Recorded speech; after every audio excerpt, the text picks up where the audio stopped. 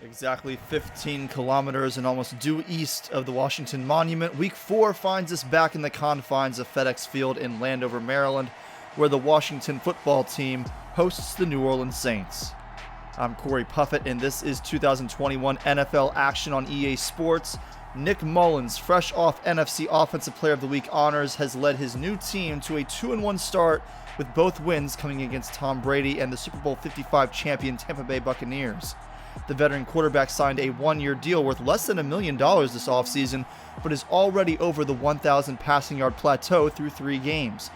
Washington, meanwhile, is coming off a come-from-behind overtime victory in Atlanta, where Taylor Heinicke played his best game of the season with nearly 350 passing yards and only 1 interception. The Washington faithful are ready for their team's toughest test of the season. We catch a glimpse of Antonio Gibson on the sideline. Rushing yards have not come easy for him, and you'll see on the graphic here, less than 4 yards per carry last week, but he also had 10 catches for 110 yards against the Falcons. Ron Rivera makes sure Heinicke is ready, and we jump right into first half action with a look at the season numbers for Nick Mullens. 5 of his 6 touchdown passes came last week against the Bucs, and he's hoping to carry that momentum into this game.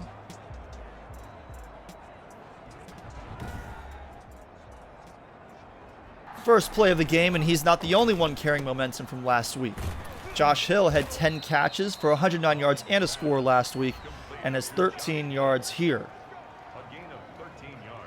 Next play, fake to Alvin Kamara, Mullens waiting, pressure coming, and Cameron Curl is lying in wait for this one. Second-year pro out of Arkansas takes his second pick of the season back to the 35 to set his offense up in field goal range. So here comes Heinicke, and his touchdown to interception ratio has been creeping back toward 1 after that 5 interception game in week 1. He'll need to protect the ball today with the high-powered offense on the opposite sideline. The drive didn't get off to the best start. After a short run by Antonio Gibson, Heinicke finds Terry McLaurin for about 10 yards, but Matt Filer, coming off a rough game against Atlanta, is called for a hold. Second down went nowhere, so on 3rd and 17, Gibson takes the screen pass, and he's going to shake off tackles by Marshawn Lattimore and Cameron Jordan, and he picks up 22 yards down into the red zone. Get a second look. You won't see that first broken tackle, but coming off of it, slips the tackle by Cam Jordan. First down now. Heinicke backpedals right into Marcus Davenport. The Saints defense prevented another conversion, and in fact, on 3rd and long, Heinicke is going to face a heavy blitz, forces that one downfield, and he's just lucky that C.J. Gardner-Johnson mistimed his jump and gave Dustin Hopkins a chance to come out and put Washington up 3-0. Second week in a row, Washington has opened the scoring with a field goal. We'll jump right into the next drive. Mullens gives to Kamara. He'll push through Holcomb's tackle to pick up 6. Then on second down, Mullens pumps, looks for Thomas deep, but Curl has positioning, and now his second interception of the day. Does what he can on the return and sets Washington up just inside the 40. Washington's offense comes back out, and we check out Antonio Gibson's numbers on the season. The Saints' defense is a tough nut to crack, though. On 3rd and 6, Heinicke too shallow in the pocket to give McLaurin slant time to develop, and David Onyemata, working against the rookie Greg Kennedy, takes him down for the sack. Take a second look as the Saints' defense, which lost Quan Alexander to a season-ending MCL tear last week, has kept 2 short fields from turning into touchdowns. Dustin Hopkins will try from 55 yards away, though, and this one has the distance and stays true through the uprights.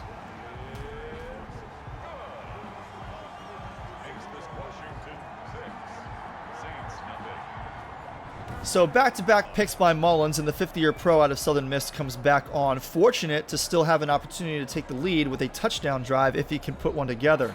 He'd start by finding Deontay Harris for 9 yards right over the middle.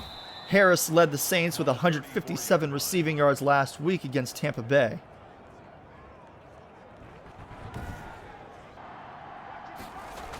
Kamara picked up 7 yards to move the sticks on the next play. Curl took him down hard, and then on first down, Mullins looking for Harris again, but Montez Sweat jumps the route. And after some weaving, has space to take this one back for 6. Kamara gave chase, but that is a huge play to give Washington a cushion here in the first quarter. Quick reaction by Sweat on the play. See, he breaks as soon as Harris plants and turns. Chase Young comes over. Shaquem Griffin follows to give some love to Sweat as he catches a quick breather before the defense has to head back out. As they do, we've still got more than 3/4 of game left, but the broadcast team already has a montage for us thanks to a terrible start for Nick Mullins. 2 picks for Curl. We actually saw the second one first there. And then, of course, the latest development with Sweat's pick 6. New Orleans finally put something together on this drive. We begin with a 13-yard completion to Michael Thomas on the slant. Then a dangerous pass, but Thomas has it again for 12 yards. Ronald Darby just late breaking on it. Another first down. Mullins has time. Kamara first into the flat. He's going to break up field into a soft spot in the zone, and Mullins finds him for 23 yards. On the reverse angle, you see Fabian Moreau watching the QB's eyes, but everybody lost track of Kamara, and Moreau didn't realize how far behind him he'd gotten. A couple plays later, Shaquan Smith has space on the out route. He'll slip a couple of tackles, and then Shaquem Griffin playing to the whistle, but here he's called for unnecessary roughness. Called for a late hit out of bounds. Washington stuffed Kamara twice, but then on 3rd and goal, Josh Hill working the outside against Cole Holcomb goes up and over to pull this one down for a touchdown. A terrific play by the veteran out of Ohio State. Touchdown, New Orleans.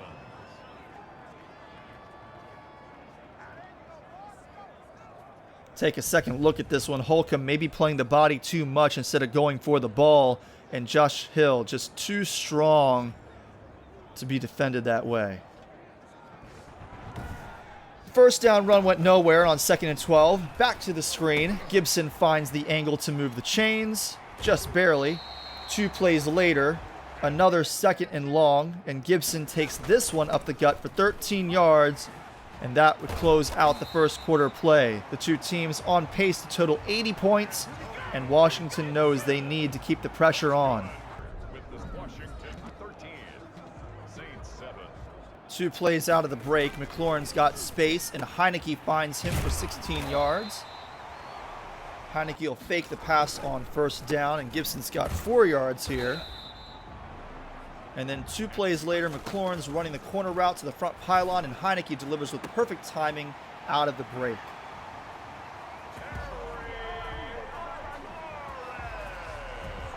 McLaurin's got his 5th touchdown catch already of the season, keeping pace for 20 of them, a feat accomplished just twice in NFL history.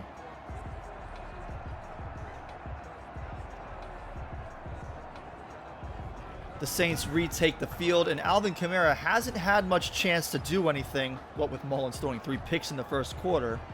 But that'll change here on 2nd down as Kamara takes it out of the shotgun. Landon Collins blows right by him, and the Saints running back doubles his rushing total on the day. Get another glance at the Washington safety, not even attempting to tackle. On the next play, Mullins hits Thomas on the curl, and for the 2nd time, Darby tries to cut the pass off, and this time is lucky Thomas lost his balance and stumbled out of bounds.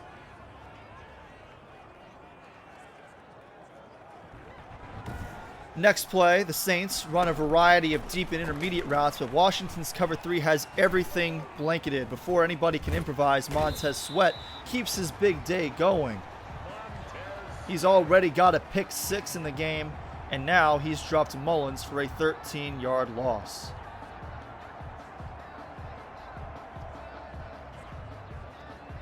The Saints only picked up 4 on 2nd down, and Washington, normally excellent in long yardage situations, suffers a major defensive breakdown, and Josh Hill has 32 yards on the catch and run. Another play worth a second look. Great job by Mullins to lead Hill to the outside with the pass. In fact, it was slightly behind him and took his momentum upfield, as he likely would have fell forward for a first time even if Curl had made that tackle. The defense tightened up there.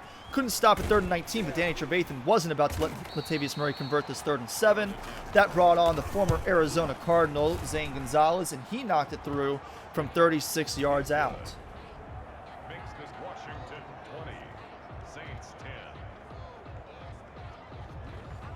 Still with a double-digit advantage, we get a reminder of Gibson's season numbers. The last drive saw him break the 300-yard mark on the season. On first down, Heineke lets the traffic clear over the middle before delivering a dart to Antonio Brown. Next play goes to Logan Thomas. And on the tackle, Onyemata had a sack earlier, but here he suffered an undisclosed injury. The broadcast crew stepped away for a moment. He'd missed the rest of the game, but good news for the Saints. While he did have to go to the locker room, he will not join Quan Alexander on the injury list beyond this week. Washington picked up the second and short with another pass to Thomas, and you see on your screen here, he and the team agreed to a 4-year contract extension this week worth more than $19 million in new money. A couple plays later, Gibson, with some savvy running up the middle, picks up 15 yards. They couldn't manage much more, though. Heineke thinks he's got McLaurin to the outside on the curl, but good defense by Garyon Conley breaks it up. Hopkins comes on, and he's got his third field goal of the game now. That one drifting right, but stayed inside the uprights. As the Saints retake the field late in the first half, hoping to cut their deficit down to a single possession, we get a glance at Josh Hill's season numbers. He's had a few catches today already, including that 4-yard touchdown late in the first quarter working against Cole Holcomb. He'd get 2 more quick receptions on this drive, totaling 15 yards, this 7-yarder on the drag route, and then 8 yards on this quick throw by Mullins out of the empty set. A few plays later, though, the Saints face 3rd and 6, and Mullins is looking for it all. Cameron Curl's already got 2 picks today, and while he won't haul this one in, it's a good play working against one of the game's top receivers to force a punt. 2 teams traded 3 and outs, and Washington tried the halfback screen to see if they could break something, but when the Saints snuffed it out for a loss of a yard, Coach Rivera decided to let the rest of the clock run and head to the locker room with their first halftime lead of the season. With this Washington 23, Saints 10. A quick glance at the numbers from the first half, and we'll take a quick look at some numbers from around the NFL. Starting in Missouri, where the Kansas City Chiefs are leading the unbeaten Eagles in a bid to get to 500 after dropping their first 2 games of the season. From there, we go to Charlotte, where the Bills lead 16-3 inside of the 2-minute warning. And I know what you're thinking, Madden, with the weird halftime stats for Teddy Bridgewater, and why does Samuel's receiving yardage not match Bridgewater? Well, this one actually wasn't a glitch, but we'll get to that later. In Arlington, Texas, however, I'm not sure what to make of these stats because there's no way Dallas should appear to only have 5 offensive plays in the first half. 7-6 was the halftime score, and Dallas ultimately won 12-7 with 6 points in the final quarter. But both quarterbacks finished with more than 30 passes, so I don't know what those stats are about. As we prep for the second half of action, here is one of Gibson's longer runs on the ground so far, and then that first quarter pick 6 we get another look at by Montez Sweat.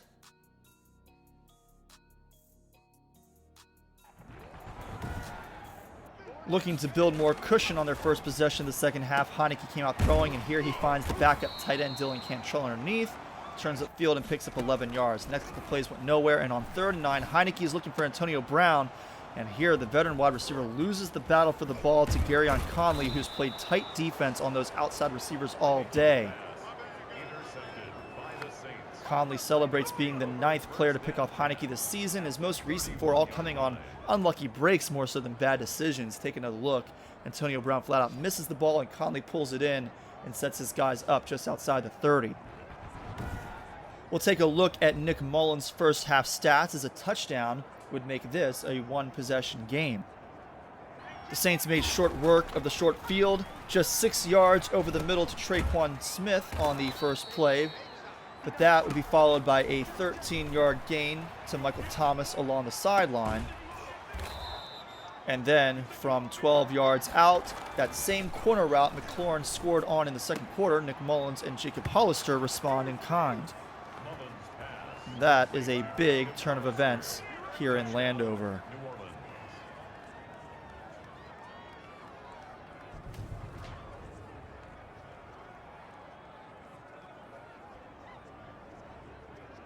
Second time today that Cole Holcomb is the guy defending the touchdown scorer for the Saints.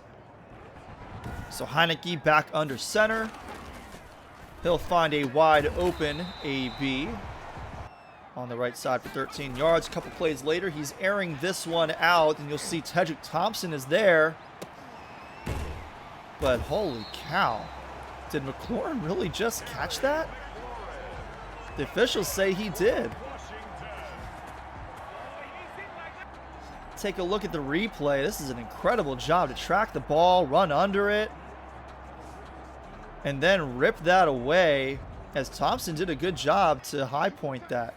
So following the 47-yard play, Washington had a 3rd and 2 from 9 yards out, but the Saints are not tricked by the fake give to Barber. Not the best angles in the replays, but 3 defenders working against 2 blockers. Neither of them held their blocks, and Gibson was a sitting duck 4 yards back. For the 4th time now, Dustin Hopkins sends it through the uprights, and as much as Washington would have liked a touchdown, at least the field goal does make it a 2-possession game again. And from here on out, quite frankly, it was tough sledding for the Washington defense. On 2nd and 6, the fake to Kamara and Deontay Harris springs wide open on the slant for 16 yards. Kamara picks up 8 on this carry on 1st down. And then on 2nd and 1, a quick pass to Hill to move the chains. 2 plays later, another 2nd down and another conversion by Josh Hill, and that was the last pass of the drive. Kamara carried for 9 yards here. And then 6 yards. And another 6. Rinse and repeat. After 4 straight carries, Kamara fantasy owners are going to be annoyed as Latavius Murray comes on and vultures this touchdown with a 7-yard run untouched to the end zone.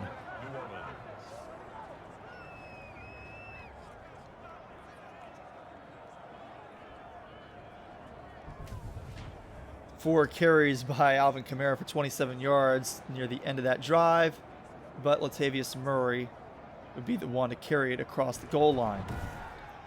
So a time for one more play in the 3rd quarter. Gibson will take this on the angle route, picks up a nice chunk of 18 past the 40, kindly allowing the refs to only have to move the ball less than about 15 yards in preparation for the 4th quarter. So we take one more look at the play. New Orleans flipped the script in the 3rd quarter, and now Washington defends a narrow 2-point advantage. First play of the quarter, Gibson fights through contact to pick up 7 yards. 2 plays later, Logan Thomas has the 1st down on the shallow hook. And then in the empty set, Heineke finds Thomas again, crossing underneath the linebackers, and he pushes ahead for another 1st down. 2 plays later, in the empty set again, perhaps the worst decision Heineke has made with the ball on any of his now 10 interceptions this season. Threw this one right to Janoris Jenkins covering the flat, and it's an easy run back for the touchdown. It's good to see Heineke not quit on the play, but that is the 3rd pick 6 off him this season and his 13th interception thrown in 5 career regular season starts. We get one more look at the terrible read, the bad throw, as Jenkins gives New Orleans their first lead of the afternoon. You saw Rivera on the sideline saying, "Why are you not throwing it to the go route on the outside?" Right back on offense, Heineke refuses to dwell on such things. He's looking for McLaurin on the go route, and this time Garyon Conley doesn't have position. The officials get him for defensive pass interference. Going for McLaurin again on the next play, and it's on target, but the receiver can't pull it in through contact. On 2nd down, another pass on target, this time to Thomas, but again right into the teeth of the defense. Heineke's receiver can't make the grab, so it's 3rd and 10. And anybody who's watched the last 3 games knows the screen pass is likely coming. Sure enough, Gibson has it. He's tackled just short of the sticks. Feeling the pressure, Washington lines up to go for it. No trickery this time. Heineke puts it right in Barber's gut, and the recently converted fullback does his job. A couple plays later at 2nd and 10, Kelvin Harmon has his first catch of the day. He'd catch 2 more on the drive, including this one for 10 yards on 3rd and 6 with Heineke feeling pressure. That's Cameron Jordan nearly getting to him for the sack, and a nice play on the back end by Harmon. Next play, this is the type of throw that Heineke rather, can make when he sees the field and anticipates movement correctly. Threads the needle to McLaurin. The receiver picks up a few yards after the catch. Play later, Barber in motion, and that's a bubble screen to Antonio Brown. McLaurin has the block on Conley. Brown had the angle inside the pylon. Classic touchdown celebration by AB, and this is a good read by Heineke on the RPO. Jenkins moved to his left expecting the run, and that gave AB space to the outside as long as McLaurin held his block, which he did. Up by a single point, Washington went for 2, and they got it on the quick pass to McLaurin. Good separation and a good job to extend and pull in the throw by Heineke. Take one more look at that. Not sure why the broadcast graphic was for the Saints there. But that is now a 3-point lead for the football team. Mullins has turned in a solid performance since those 3 early interceptions. It's a far cry from his NFC Offensive Player of the Week performance against Tampa Bay, but there's still time on the clock for him. We'll skip a few plays into the drive. Josh Hill has already had another fantastic game, and where is the defense there? He's wide open, takes this for 27 yards. A couple plays later, the other tight end, Jacob Hollister, he'll make this grab for a first down. Inside of 2 minutes now, New Orleans has third down. The protection is good, but the coverage is better, and Mullins has to throw this one away. Zane Gonzalez comes on, and this game is tied. The kick is good. That will tie the game at 34.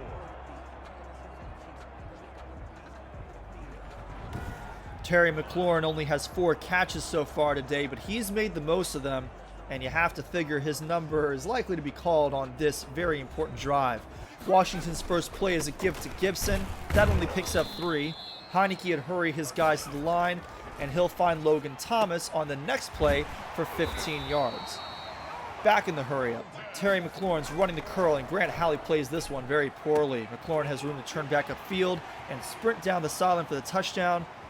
He's even got room to wind up and launch for a corkscrew dive across the goal line.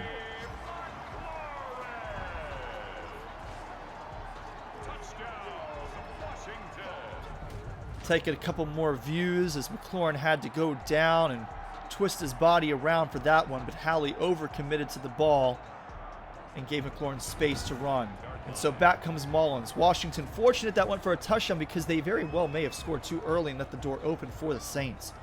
The defense is off to a good start though. Quickly 3rd and 7 for New Orleans, but a big gap opens in the middle of the field for Deontay Harris, and he takes it across midfield.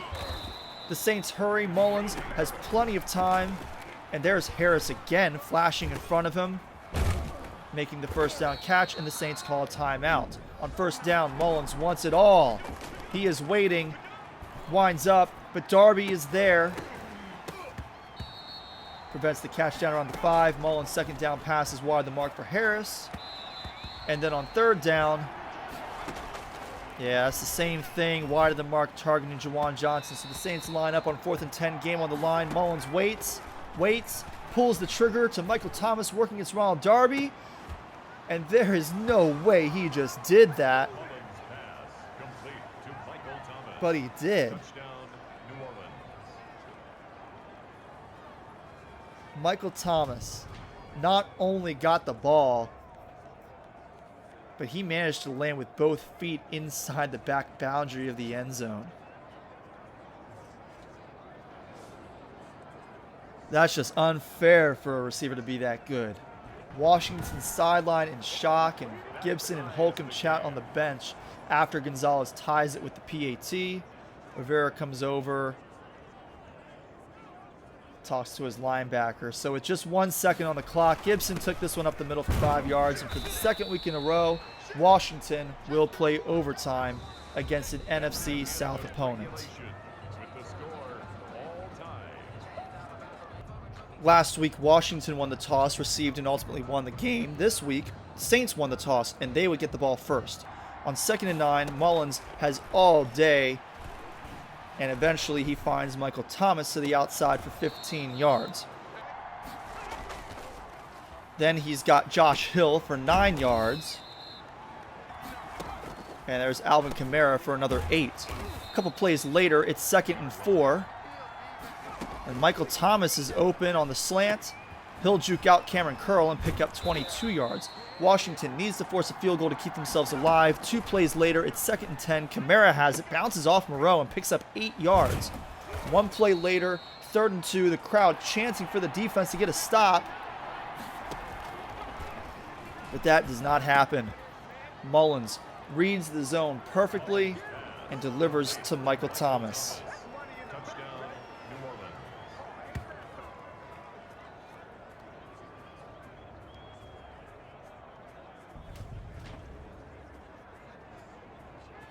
A disappointing end for Washington as they didn't even get a chance to possess the ball in overtime. And that touchdown ends the game. The Saints won a high-scoring affair in which the two teams combined for 88 points. Nick Mullins overcame those 3 first-quarter picks by throwing for nearly 450 yards. 41.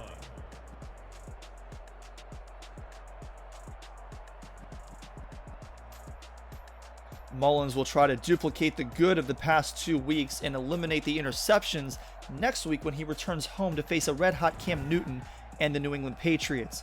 We get one more look at the numbers from today. Meanwhile, for Washington, the schedule doesn't get any easier. They'll be here in Landover again next week to host the Kansas City Chiefs, who have started slow but are still loaded with talent. As always, we begin our Week 4 report with a look back at the best of Week 3. For the 2nd week in a row, we got to see the defending NFC Offensive Player of the Week in action against the football team. Nick Mullins threw 5 touchdowns a week ago as he outdueled the Super Bowl 55 MVP Tom Brady on Sunday Night Football. Lamar Jackson matched Mullins with 5 touchdown passes of his own in an overtime victory against the Steelers. And despite the loss, Devin Bush took home AFC Defensive Player of the Week honors thanks to a mind-boggling 20 tackles. With the Bucs and Lions on bye, Week 4 began Thursday night in Tennessee, where Ryan Tannehill threw 5 touchdown passes, including 2 to rookie wide receiver Quandre Allridge out of Oregon State. The Titans are one of 3 unbeaten teams through the first quarter of the season. The Eagles joined the Titans as one of the remaining unbeatens. It took overtime in Kansas City, but Carson Wentz threw for 337 yards and a pair of touchdowns to complement a huge day by Miles Sanders, who had a rushing touchdown and finished just shy of 175 scrimmage yards. The Chiefs didn't help their own cause. They drew enough flags to rack up 140 penalty yards on the day as they fall to 1-3 in their first year post Andy Reid. The Broncos got their first win of the season as they hosted the Bengals this week. Cincinnati led in nearly every statistical category as a team, but Joe Burrow threw 2 interceptions, including one to Von Miller, and the Bengals suffered their first loss of 2021. Devastating news out of Carolina we alluded to during halftime. Starting quarterback Teddy Bridgewater suffered an upper arm fracture while being taken to the ground after his first throw of the game and will miss at least 6 weeks.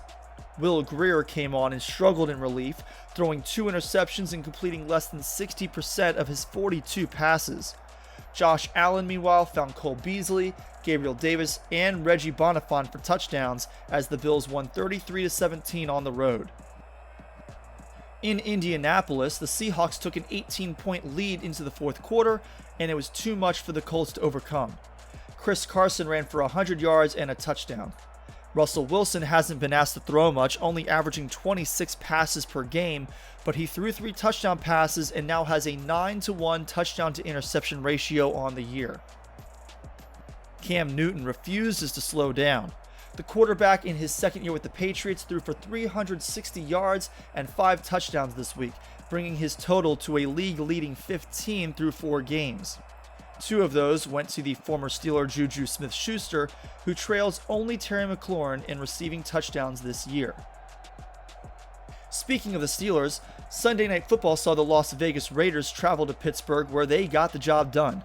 Nick Kwiatkowski and Vince Williams each picked off Ben Roethlisberger, and Derek Carr tossed 3 touchdown passes in the 31-15 victory.